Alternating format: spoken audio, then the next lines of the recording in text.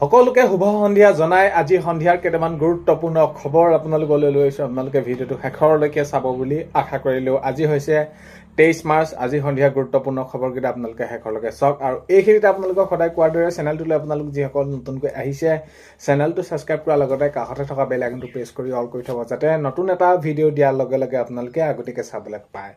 যদি ভিডিঅ'টো চাই ভাল পায় লাইক এটা কৰি দিব আৰু শ্বেয়াৰ কৰি দিব বুলি আশা কৰিলেও প্ৰথমটো খবৰ হৈছে, যিহেতু এতিয়া 26 নিৰ্বাচনলৈ মাজত মাত্ৰ আৰু কেইটামান দিন, ইয়াৰ প্ৰাকক্ষণত এতিয়া আজি হৈছে মনোনয়ন পত্ৰ দাখিল কৰা অন্তিমটো দিন। আৰু আজি বিশেষকৈ মাননীয় মুখ্যমন্ত্ৰী মহোদয়ে আগন্তুক যি 26 নিৰ্বাচনক লৈ কি কেনেদৰে ক'লে, প্ৰথমটো খবৰ যদি আপোনালোকে চাই তেনেহ'লে এইবাৰ বিজেপিৰ চুনামি হ'ব।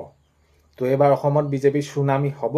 কিমান আসন পাম আমি হিচাপ কৰি শেষ কৰিব নোৱাৰিম। মাননীয় মুখ্যমন্ত্ৰী মহোদয়ে স্পষ্ট ঘোষণা কৰি কৈছে, এনেদৰে কৈছে যে সাংবাদিক বন্ধুসকলে যেতিয়া নেকি এই প্ৰশ্ন উত্থাপন কৰিছিলে তেতিয়া কোৱা দেখা গৈছে অসমত এইবাৰ বিজেপি চুনামি হ'ব আৰু কিমান আসন পাম আমি হিচাপ কৰিও শেষ কৰিব নোৱাৰিম বুলি মাননীয় মুখ্যমন্ত্ৰী মহোদয়ে এনেদৰে জনাইছে।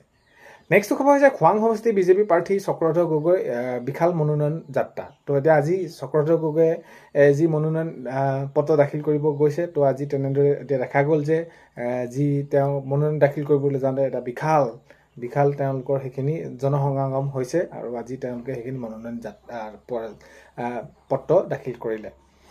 নেক্সট খবৰ হৈছে মই যদি বেছিকৈ খোলোঁ তেতিয়াই বহুত বেছি বেয়া হ'ব বিজেপিৰ বাবে, এনেদৰে কৈছে জয়ন্ত দাস ডাঙৰীয়া। তো জয়ন্ত দাস ডাঙৰীয়াই কৈছে যে মই যদি বহুত বেছি ক'বলৈ যাওঁ তেনেহ'লে তেওঁলোকৰ বাবে বহুত বেছি বেয়া হ'ব, তো সেইকাৰণে আৰু মই বহুত বেছি কথা নকওঁ, এনেদৰে মন্তব্য কৰিছে জয়ন্ত দাস ডাঙৰীয়া।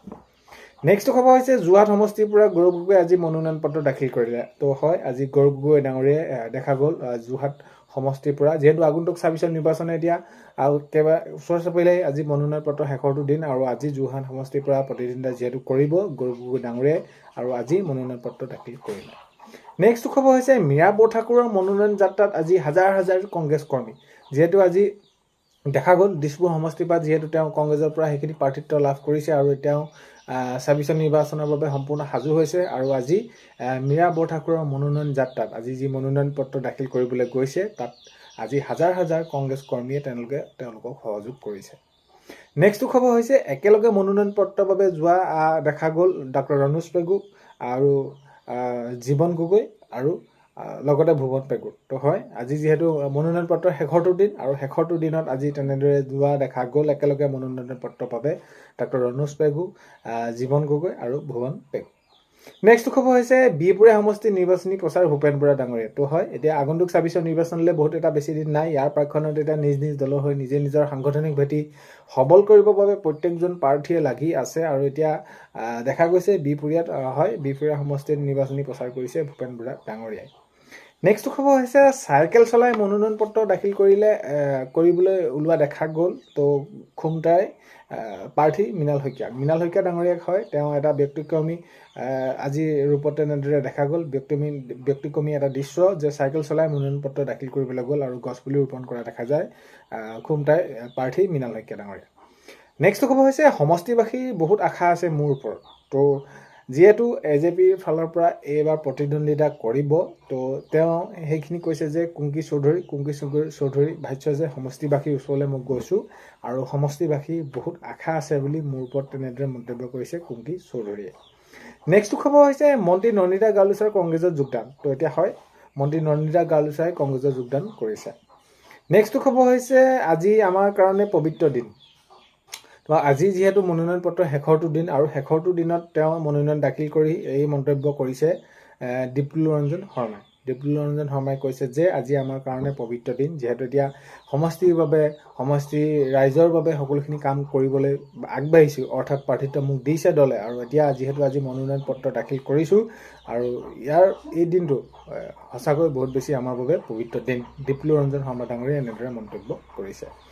নেক্সট খবৰ হৈছে যোৱা কিছু বছৰৰ পৰা অসমৰ ৰাজনীতি বহুত নিম্ন স্তৰলৈ গুচি গ'ল। গৌৰৱ গগৈ ডাঙৰীয়াই মন্তব্য কৰি কৈছে যে যোৱা বহুত কেইবছৰমান আগৰ পৰা আমাৰ অসমৰ ৰাজনীতি বহুত বেছি নিম্ন স্তৰলৈ গুচি গ'ল বুলি গৌৰৱ গগৈ ডাঙৰীয়াই মন্তব্য কৰিছে। যিহেতু আজি তেওঁ সেইখিনি মনোনয়ন পত্ৰ দাখিল কৰিছে আৰু দাখিল কৰি তেওঁ মন্তব্য কৰিছে সেইখিনি, আৰু সেয়াই তেওঁ কৈছে যে বহুত বেছি অসমৰ ৰাজনীতি নিম্ন স্তৰলৈ গুচি গ'ল বুলি মন্তব্য কৰিছে।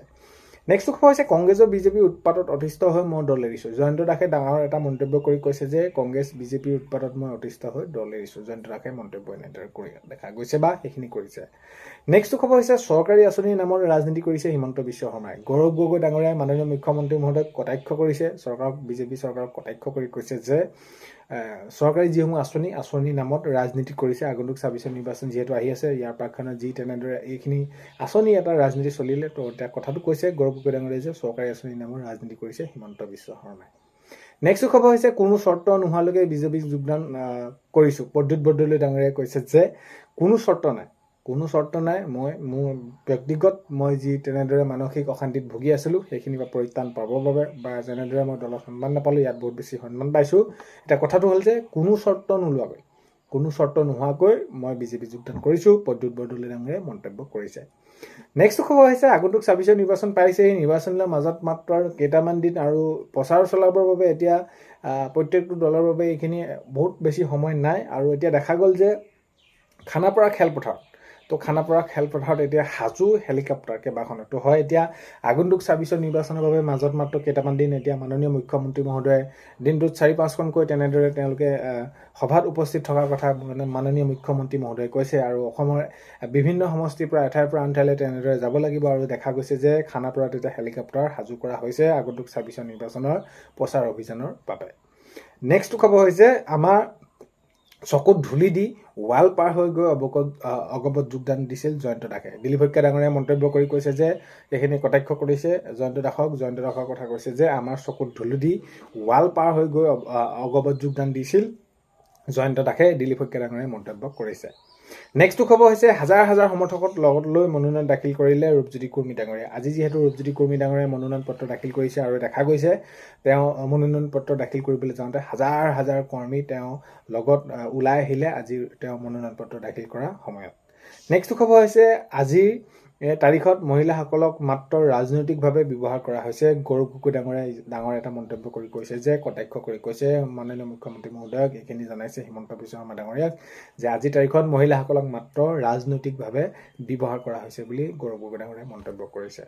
নেক্সট খবৰ হৈছে শিৱসাগৰৰ পৰা বিজেপি প্ৰাৰ্থী হিচাপে পালে কুশল দেউৰী ডাঙৰীয়াই। তো এতিয়া বহু সময়ৰ পৰা এইখিনি চৰ্চা হৈছিলে কোনে পাব, কি হ'ব কি নহ'ব। এতিয়া আজি তেওঁ মনোনয়ন পত্ৰ দাখিল কৰিলে, হাজাৰ হাজাৰ লোক উপস্থিত থকা দেখা গ'ল। তো হয় শিৱসাগৰৰ পৰা বিজেপি প্ৰাৰ্থী হিচাপে পালে কুশল দেউৰী ডাঙৰীয়াই।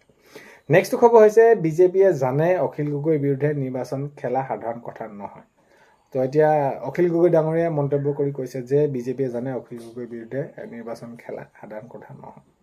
নেক্সট খবৰ হৈছে সকলোকে কৃতজ্ঞতা জ্ঞাপন কৰিছে, মুখ্যমন্ত্ৰীক ধন্যবাদ দিছে। যিহেতু দলৰ যিসকল সকলোকে পীযুষ হাজৰিকা ডাঙৰীয়া হওক বা দিলীপ শইকীয়া ডাঙৰীয়া হওক, মাননীয় মুখ্যমন্ত্ৰী মহোদয় হওক, সকলোকে ধন্যবাদ জ্ঞাপন কৰিছে কুশল দেউৰী ডাঙৰীয়াই। যিহেতু এতিয়া আগন্তুক ২৬ নিৰ্বাচনৰ বাবে তেওঁ শিৱসাগৰ সমষ্টিৰ পৰা তেওঁ যি টিকট লাভ কৰিলে এইখিনিক লৈ তেওঁ সেইখিনি ধন্যবাদ জ্ঞাপন কৰিছে। যি প্ৰতিশ্ৰুতি দিছিল সেইখিনি তেওঁ পালন কৰিছে।